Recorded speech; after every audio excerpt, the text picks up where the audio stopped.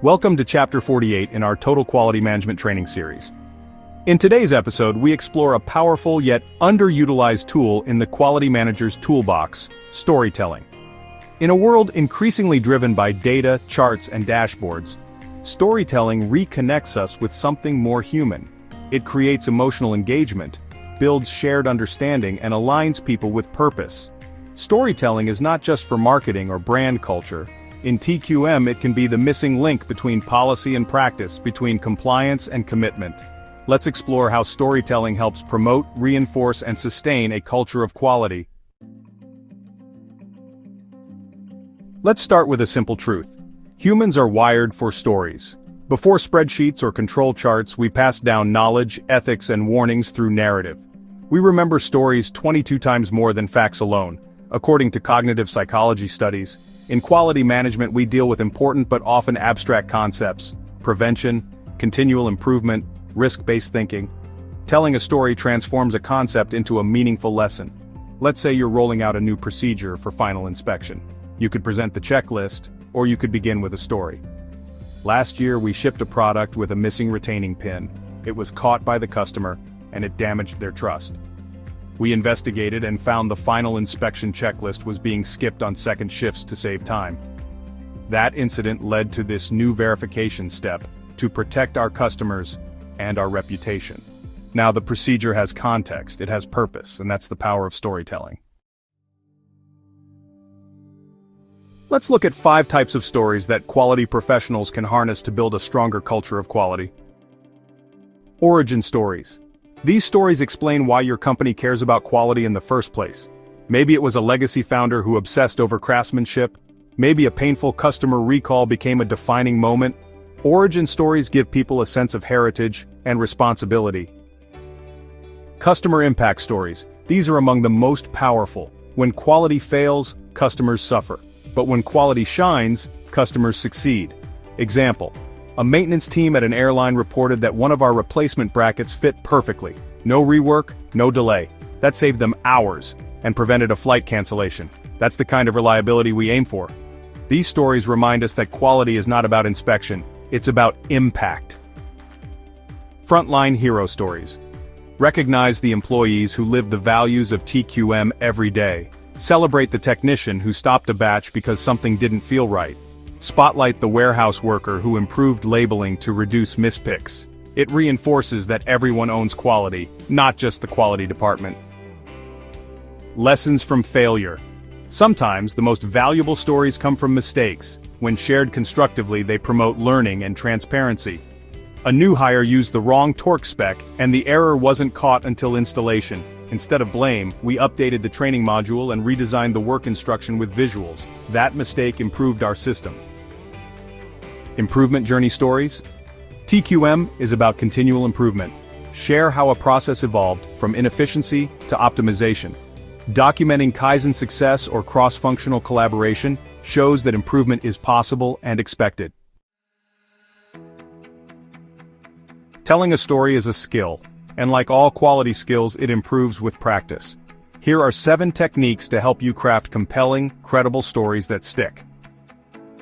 1. Be authentic. Stories must feel real. Share your own experiences when appropriate. Vulnerability builds trust. 2. Use clear structure. Follow this simple arc. First, set the scene. At our Kelowna facility. Second, introduce the challenge. We had a recurring calibration issue. Third, show the action. Marie traced the root cause to ambient temperature swings. And fourth, deliver the result. We adjusted HVAC schedules and eliminated 93% of failures. 3. Appeal to emotion.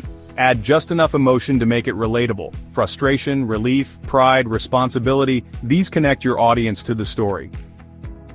4. Use concrete details. Names, roles, specific times, these ground your story in reality.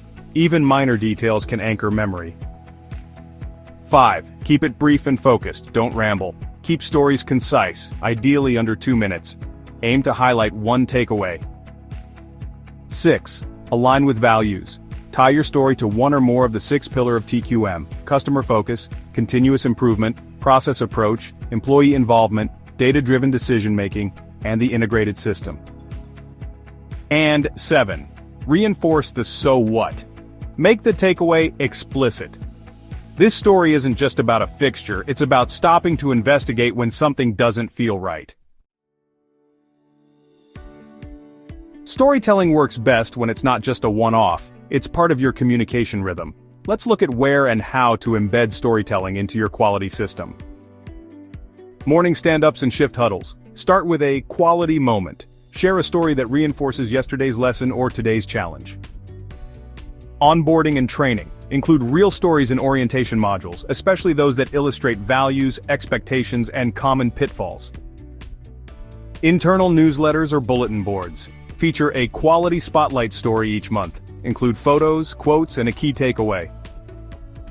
Gemba walks and layered audits. Encourage managers to gather stories from operators. Ask, what's something that went right or wrong this week? Kaizen events. Document the improvement journey. Record before and after narratives, not just results. Management reviews. Go beyond metrics. Open each review with a customer or frontline story that brings the data to life. By embedding storytelling into your routine processes, you make quality personal, not procedural. Leaders set the tone. When leaders share quality stories, they model transparency, accountability, and commitment. When they invite stories from others, they model respect, listening, and trust. Here are 3 ways leaders can activate storytelling. Lead by example. Share your own lessons, what you got wrong, what you learned, and how it shaped your thinking. Amplify frontline voices. Regularly highlight employee contributions. Let the operators tell their stories at town halls or team meetings. Use stories to reinforce vision.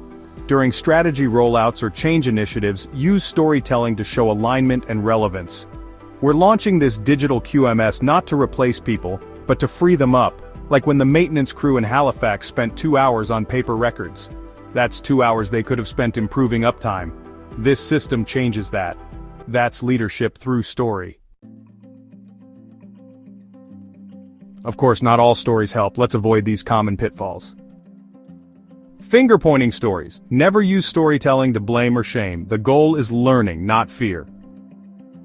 Overly polished or scripted tales. If it sounds like PR spin, people will tune out. Keep it real and human.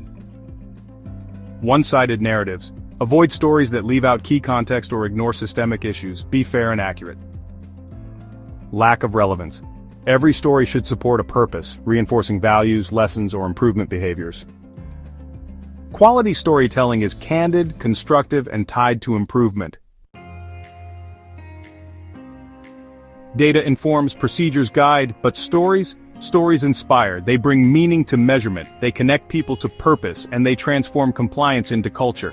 So collect your stories, share them in meetings, in training, on the shop floor, and in boardrooms. Make storytelling part of your quality DNA. Because in a culture of quality, everyone has a story, and every story is an opportunity to learn, improve, and grow. Thank you for watching. Stay tuned for the next chapter in our journey toward total quality management. Check out our other training videos in this series where we continue to delve deeper into the 6 pillars of total quality management, as well as tools, benefits, and how to implement TQM in your organization.